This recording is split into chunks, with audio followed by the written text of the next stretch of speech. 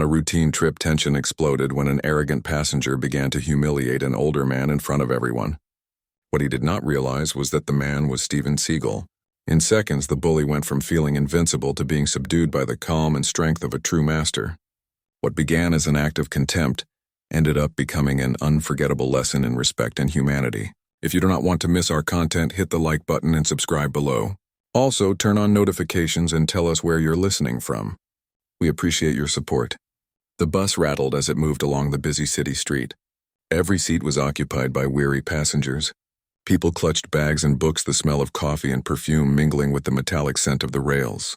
In the middle row, a man stretched arrogantly, his shoes propped up on the seat in front of him, taking up space as if he owned the bus. His sunglasses gleamed even though the sun was already setting, and the noisy swish of his chewing gum grated on everyone's nerves. When Steven Seagal boarded the bus, most of the passengers barely noticed him. He was not dressed like a celebrity or a wrestler. His black jacket hung loose, his hair pulled back, his expression calm and inscrutable. He moved silently, carrying with him the stillness of a predator. Only those who looked closely perceived something different about him, something powerful throbbing beneath the surface. He made his way down the aisle, his eyes scanning the seats for an empty one.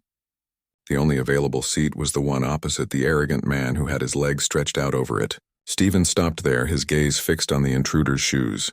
"That's my seat," he said in a firm, calm voice, clear though low. The man tilted his head lazily, a mocking smile playing on his lips. He did not move his legs. "What seat? Looks taken for me." A murmur rippled through the bus. Some passengers glanced nervously, sensing the rising tension. Steven's eyes did not waver. "Move your legs."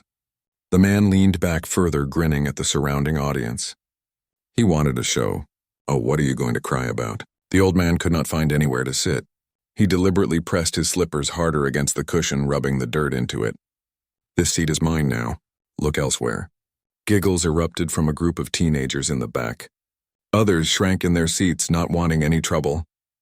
The man looked around with a victorious smile. He had humiliated a stranger in front of everyone, and he was enjoying it. Steven's jaw tightened, but he did not raise his voice. He simply slumped into the seat anyway, even with the man's legs spread over him.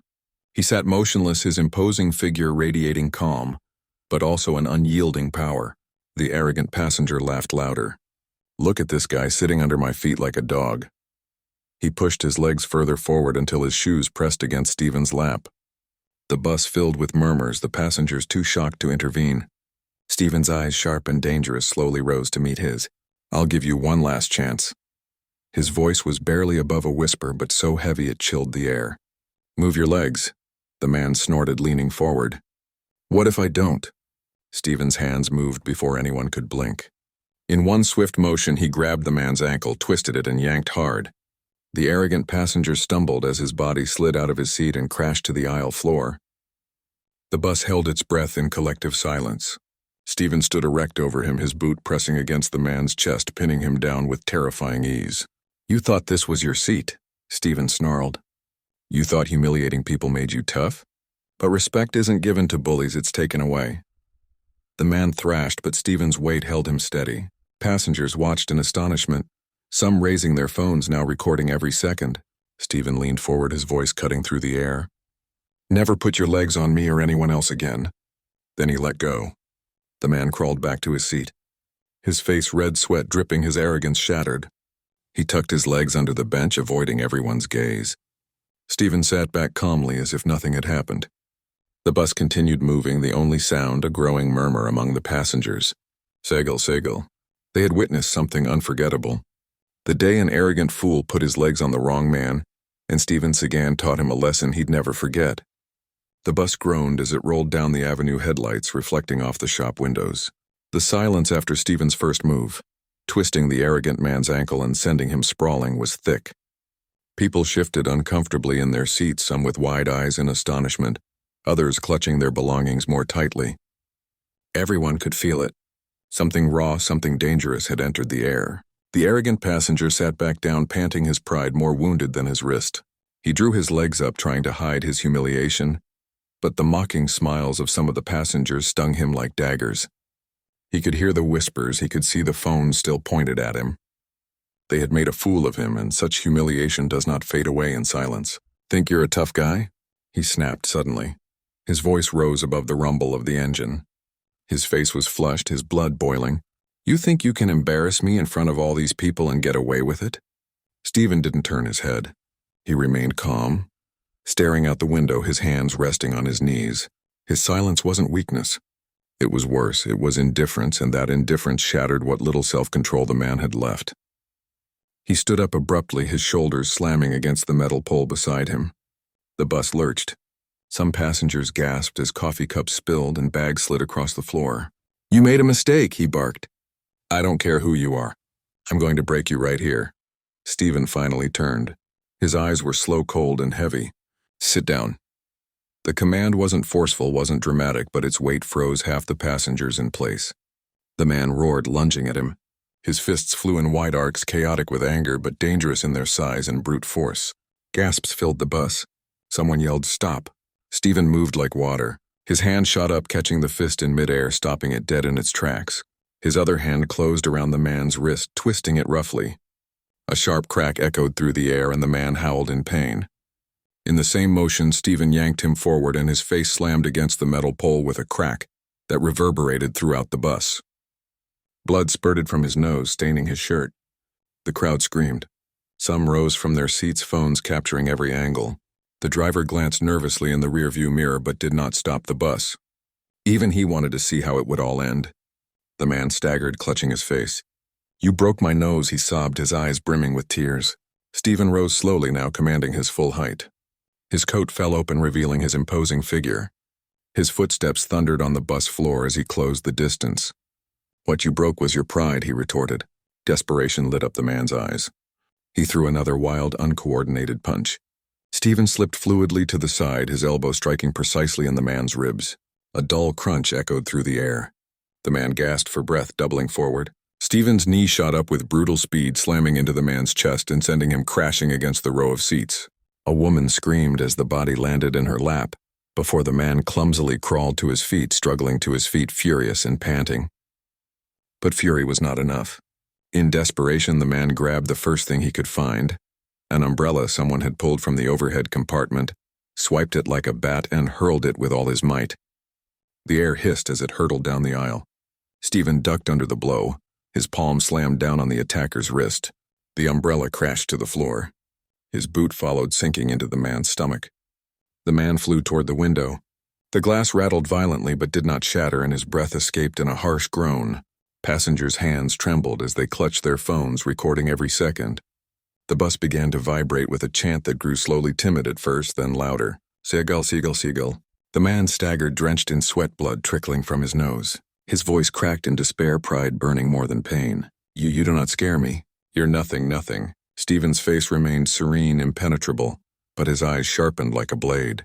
He closed the distance in 2 strides. His hand closed around the man's shirt collar. With terrifying ease, he slammed him against the seats, the metal frame creaking under the force. The passengers immediately moved aside, making room, though, without lowering their phones. "You thought humiliating me made you strong?" Steven said, his voice booming over the engine, the man's gasps, and his terrified breathing. "But arrogance does not make you strong, it makes you weak." He slammed him against the seats again, even harder.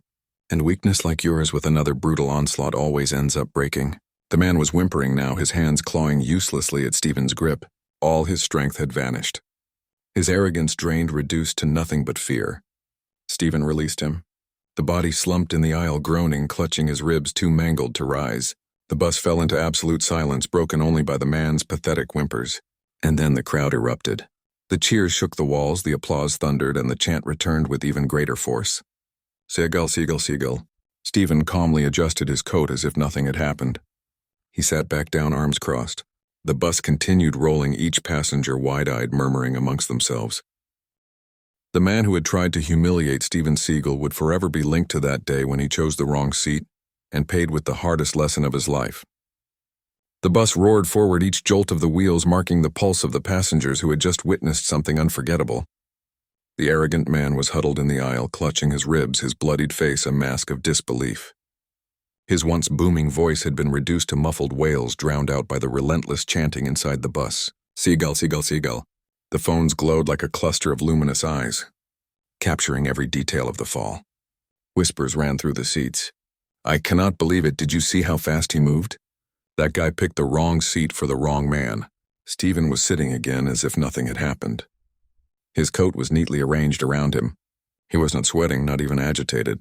His breathing was calm, steady, as if he'd barely swatted a fly. He glanced once at the man slumped in the aisle. Then he looked back at the window where the city lights drifted silently by. The driver glanced in the rearview mirror, wide-eyed, but said nothing. He let the bus continue on its way. He too knew not to interrupt what had just happened. At the next stop, the doors hissed open. For a long moment, the humiliated man did not move. He stood there trembling, afraid to stand under Steven's gaze. Finally, pushed by the weight of the stares and jeers, he managed to stand unsteady as an old man. He clung to the pipe for balance, his body hunched over. His arrogance shattered. A passenger near the door muttered, "Jump, idiot." Another one higher. "Next time, keep your legs where they are." Laughter rippled through the bus. The man's cheeks burned red, mingled with the blood trickling from his nose. He staggered down the steps, clutching his ribs, disappearing into the night like a shadow haunted by humiliation.